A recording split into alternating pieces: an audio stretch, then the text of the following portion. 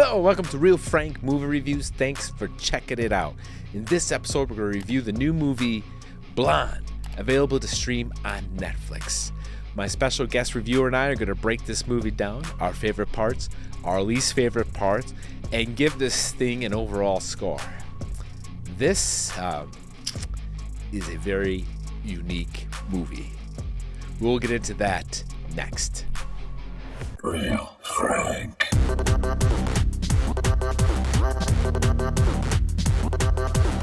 All right, let's get started. Let me welcome back to the show my guest reviewer, LINO. Welcome back. Thank you so much. I feel welcome. It's great to have you back. Here we are. We're going to talk about the Netflix movie Blonde, available to stream. Could you tell our viewers what the movie was about? Well, I will say it was about Marilyn Monroe, and I think a film critic that I had read afterward had a good expression for it. It was basically a slow motion death march of Marilyn Monroe, with every single person she met in her life as like the executioner. So yes, and that seems about right, and that everyone that was male apparently was able to stick their penis inside her. yeah, that was one pretty obvious commonality that every single character that she was involved with, basically did to her over the course of her life. So pretty sad stuff. Even the president got a piece of that. Yeah, no, hey, turn your head if you're a Democrat, man. That was a tough look for JFK right there.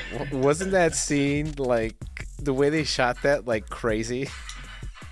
It was just like, all right, yeah, like this isn't going to be this glowing scene with JFK. Like, whoa, like her and JFK. It's not going to be like a backroom party. Well, it was a backroom thing. Yeah.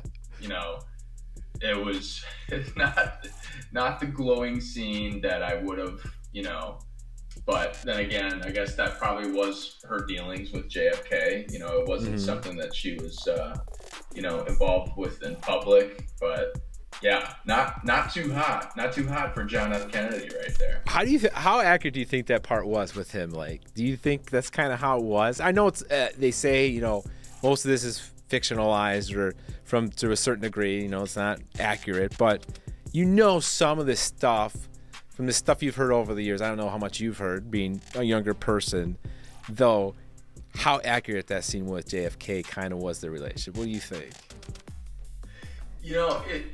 I think it's tough to say that it probably wasn't the same as far as like her absolute and utter disdain for him and like, just still being involved with him, because I think, when you think about how she sang happy birthday to him and how she was probably involved with him for some time, that she probably had some other dealings with him that weren't as negative as how it was portrayed there, but you never know. I mean, who really knows? So right. That was probably about half of the story, I would think. Yeah. What about the getting her pregnant and then getting an abortion? Like they come get her to get an abortion. The Secret Service. No, that's wild. And maybe I didn't read enough about her, but I didn't see that coming. And when it arrived, yeah. I'm like, this one's gonna be a ride. This movie, it's really gonna, for lack of a better expression, bleed you out. So bleed. That is perfect. Yeah. That is the perfect description for that. I love that. Can you bleed her out? Oh, that is great, man.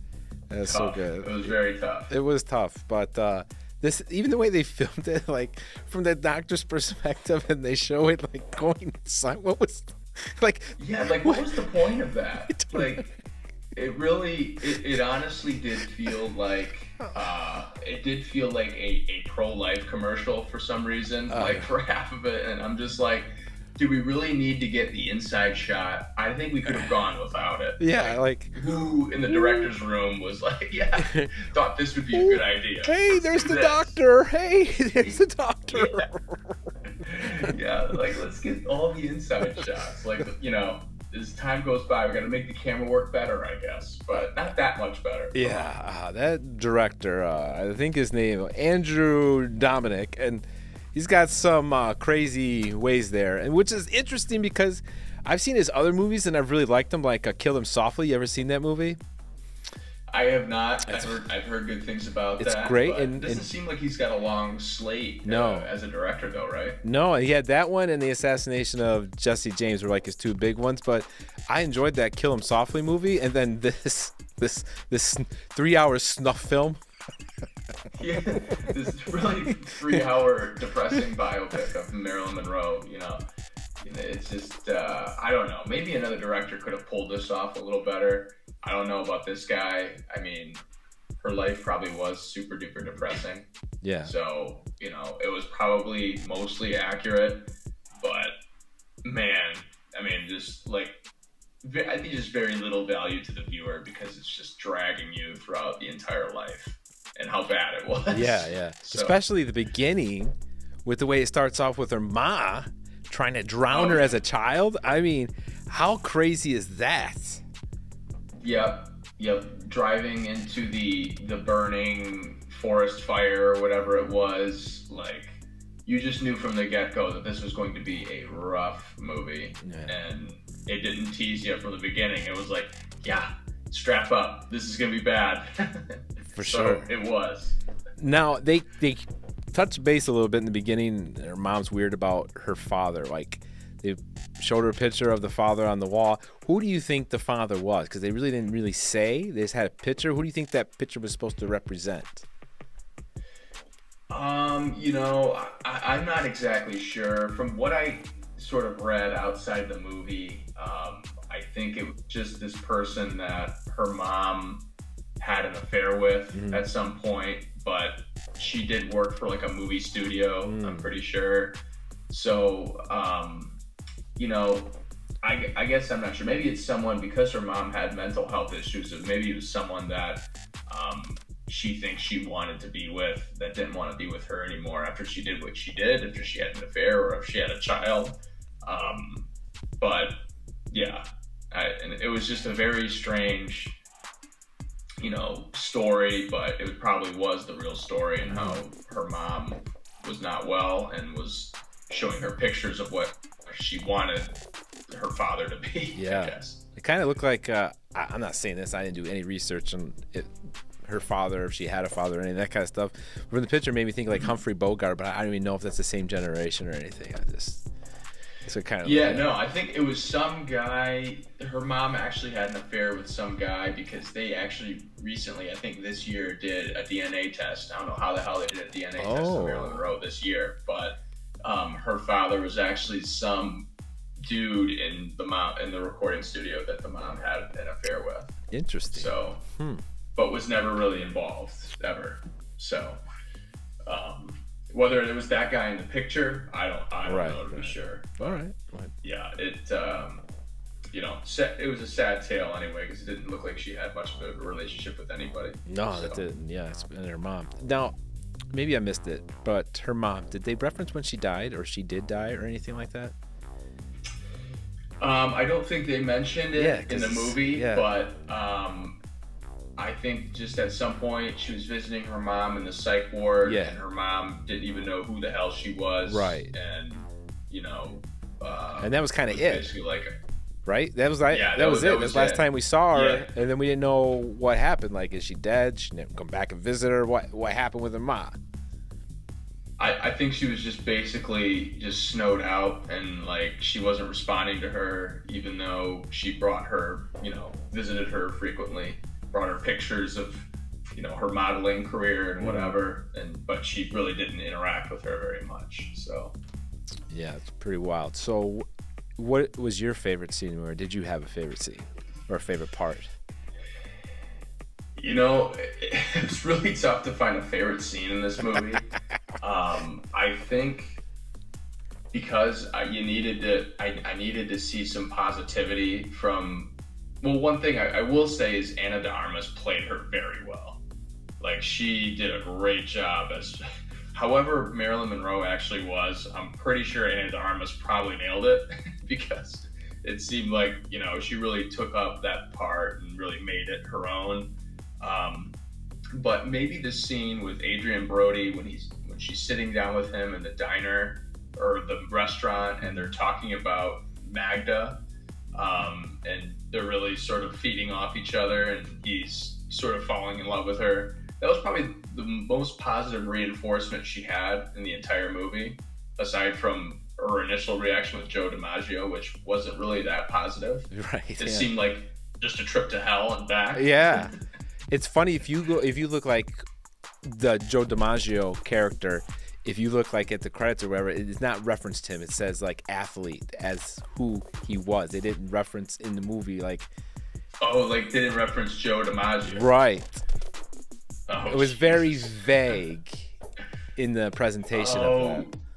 You know, I think I know what you're saying because I looked at Adrien Brody's character and it says he's the playwright. Yeah. He's not Arthur Miller. Right. In the movie.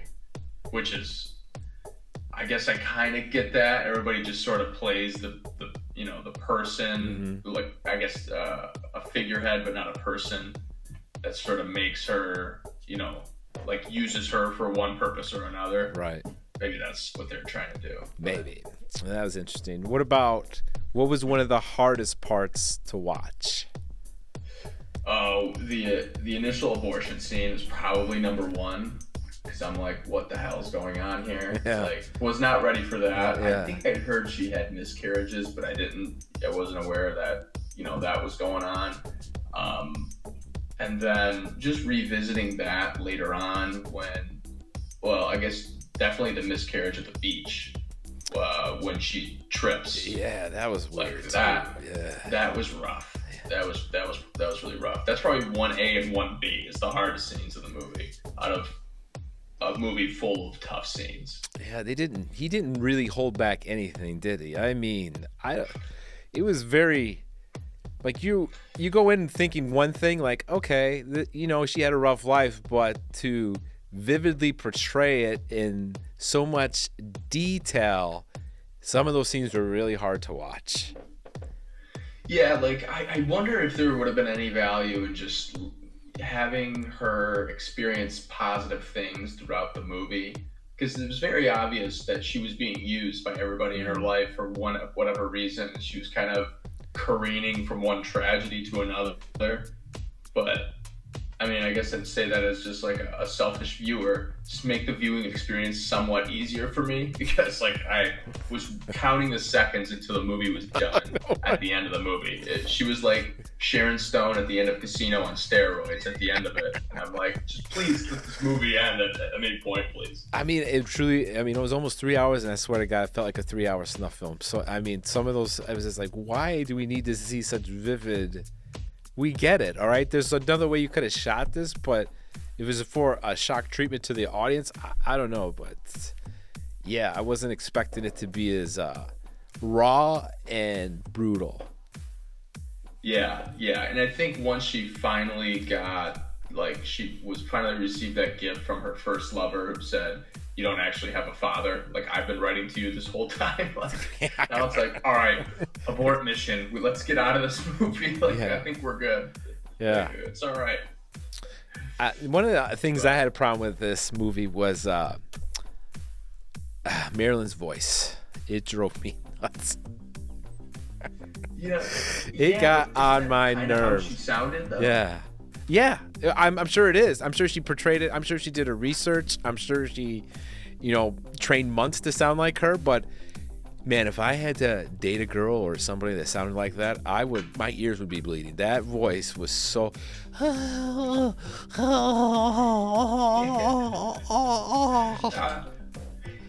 It's like I really had to applaud Ana de Armas for pulling that the entire movie. Yes. It's like, not only did she figure out how to speak English no less than like a year or so ago, but like she had to really like become that part to mimic that voice, because that's not something anybody just sounds like at all. Yeah, it was tough, man. After 3 hours of that, it was just like, oh my God, I'd rather listen to cats have sex in this movie or something, man. Yeah, no, I mean it was that was really tough, and I didn't see the full movie, but it reminded me of the Jackie Kennedy biopic that Natalie Portman kind of played, and it was just like a very serious, somber type of biopic. But yeah, this one was just painful from start to finish. Sure was. So. I don't know for you, but for me, this movie felt so choppy. Like, I didn't feel like there was like a transition from different periods of her life. It was just like scene, cut, end, and she's 30 now, and start, and scene, cut, end. Now she's with Kennedy and whistling his whistle for him, and scene, cut, end. Yeah, and now I'm doing auditions and sobbing again, and now I'm taking pills. Like now I'm, you know, like with Adrien Brody in the kitchen. Like it's like, yeah, especially the beginning, because I was trying to kind of get my bearings after the whole childhood scene. Yeah, and then, you know, and then she kind of goes into, you know, when she goes into auditions and whatnot. But yeah, boy, yeah, it was kind of tough to get a storyline going there. Yes, I just felt it was so choppy, and man, 3 hours of choppiness it's a challenge, and then on top of it to be so graphic was hard. I'm not gonna lie. Yeah, no, it's not a rewatch, I will say. It's not one that I'm gonna be sitting alone, like, you know, maybe on a day off. Let's pop in, you know, let's pop in Blonde and see how we do for 3 hours. Or like, date night. Let's go dinner and a movie, and how about we come back with Blonde? I'm just gonna down a bottle of Jameson by myself and then concuss myself on my dinner table. Oh, like that. There's no rhyme or reason that you do that. You'd watch that again. Yeah, I mean, yeah, I don't. I'm curious to see. Netflix has always been pretty shy about telling the numbers on movies, like how, unless they're like really big ones. I wonder what the numbers are going to be on this one, or how many people actually finished the movie. Yeah, that's probably a good question, because once you get like not even an hour in, you get like a half hour in, you know exactly what kind of movie it's going to be. Yeah. So I was getting close to the kickoff time for the Lions today, even though I would have probably watched Blonde 3 times over than watched the Lions performance today against the Seahawks. But I was just like, all right, I know what this movie's going to be. I'm kind of counting the minutes until it's over. I pressed the down arrow to see how far I was, like 8 times. But yeah, I would imagine many people probably cut that loose before the end. Yeah, and that's a great analogy, because Blonde, the movie, is kind of similar to being a Detroit Lions fan. I mean, it's tragic. Just utter chaos, depressing, shock value, awfulness. Yeah. And you know how it's going to end. And all the notes. And you always know how it's going to end. A broken heart. A sad story. Started popping pills around the 3rd quarter. There you go. That's the way you deal with it. So you obviously can't watch it again. I couldn't agree more. It's not a one you keep in your playlist type of movie. But overall, how would you score this movie? You know, so if we're talking out of 10, do we do this out of 10? Yes, 1 out of 10, 10 being your best ever, and 1 being the worst movie you've ever seen. And we do the point system. This is probably gotta be a 3.5, because 3.5. You know, I'll only give it to because Ana de Armas played her so well, but I will never watch that movie again. I will watch Uncharted again. Uncharted was fun. Yes, I had a good time watching Uncharted. Yeah. Like that's fine. Right. But this was just so irredeemable and like absolutely not fun. I would never consider spending any free time watching it again. It was painful. There wasn't a lot of positivity in it, and it was just sad. Sad is probably the word I would use for it. Yeah, it's probably the only word you could use to describe this movie. Yeah, I'm in the same boat as you. I mean, the acting was done well. It seems like the acting was wasted, though. I mean, because it's such a tough movie to watch again, and all the talent and hours of work that she probably put in to learn the mannerisms, to learn the voice, to speak like her, and to turn it into this snuff 3-hour film is whew.